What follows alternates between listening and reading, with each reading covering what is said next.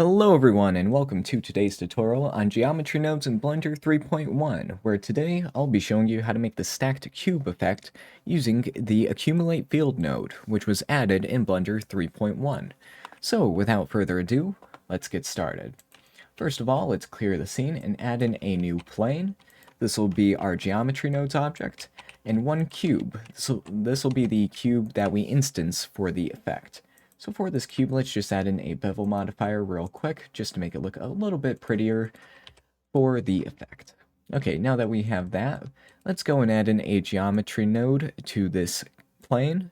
And what we're going to do is input a mesh primitive line, and we're going to instance our cube onto this line by using the instance on points node. So let's do that, drag and drop our cube into this, and let's hook this into the output. Now, as you can see, we have all these cubes stacked up, but they are clipping into each other. We'll fix that in a little bit. So now let's get a random value node.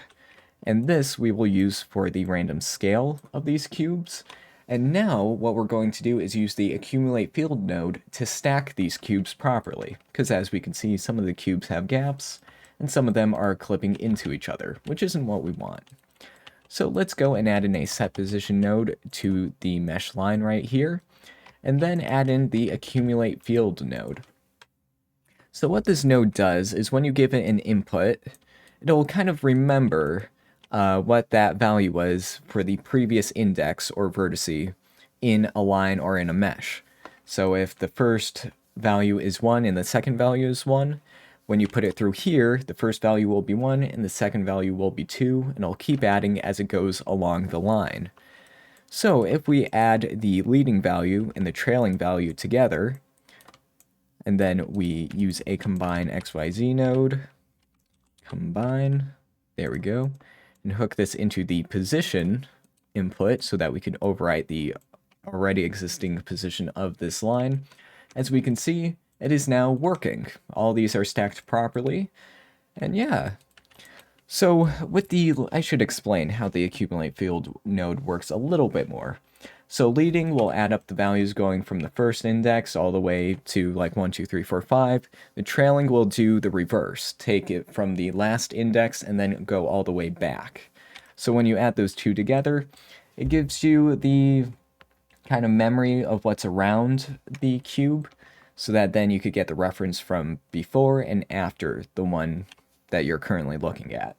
Hopefully that was a good explanation. And the total value right here will give you the highest value of the field. So if one of these has a value of like 8, this will be the output of that, the highest value. Okay, so now that we have this, we can now animate our random value. And to do that, we're going to add in a noise texture, just like that. And we want to set this to 1D. And then we're going to we could do this two ways. We could either have the index input to the noise texture, or we could use this random value node and set it to 100 so that every single cube has a different value along the noise texture, and that things don't go, things aren't too similar from one to the other. But for now, I'll just use the index, and once I hook this into there, we can see that if we animate this by using an add node, that it is changing procedurally, which is what we want. But let's animate this according to the frame. So let's put in hashtag frame divided by 24. And as we can see, it's going too fast. Let's lessen that by a good amount. Let's do 0.25. Maybe that's a little too slow. Let's add in, yeah, let's set the detail to 0. There we go. That's working quite well. Okay. So as you can see, this is working quite well, but let's add in the random value node to this one and set this to like 100. There we go. Now we're getting a random value for each one. The index just makes the noise texture a little too similar between the two. This gives, a random value. So now that we have this, it's all good. And now let's go and do a little bit of shading for this. So let's go into our cube right here and go into the shader editor. There we go. And now if we go into our shader editor, we can get a random value for each cube here by going into the object info right here and looking at the random output. So if we use a color ramp, we can set this to something like red and blue like the original empty, just like that. Let's plug this into the base color of the principled node. There we go. If we do this, and then let's go and turn on our set. You may need to scale this down just to fit in your scene. There we go. Let's turn up the reflectivity up by a little bit.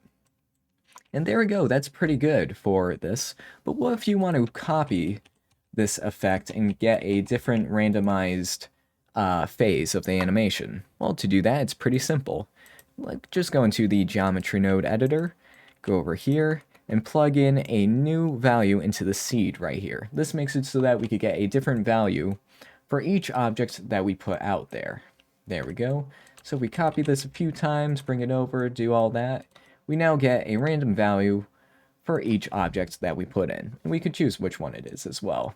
And also, one more thing, we could also choose how many objects are in the stack by hooking up another value to the count of the mesh line.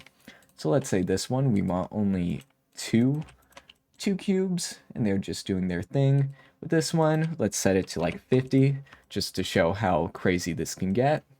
And yeah, that's pretty much it. Let's see, is there anything else that needs to be done or shown? Oh yes, one more thing. If you want to just affect the z-scale of the cube when the animation is happening, just take your output value, your random value, put it into the z right here in a combine XYZ node, set the x and y to 1, and then hook this into the scale. And as we can see, when this is happening, it's only affecting the z-axis, not the x or y scale. So you just get the layers kind of moving weirdly, instead of, you know, the entire object scaling down and up, which is very useful. So yeah, that is basically the entire tutorial. If you enjoyed this tutorial, please subscribe, give this video a like, and type a comment of what you would want me to make it a tutorial of next. I always enjoy seeing the recommendations. So yeah, thank you for watching, and I will see you next time.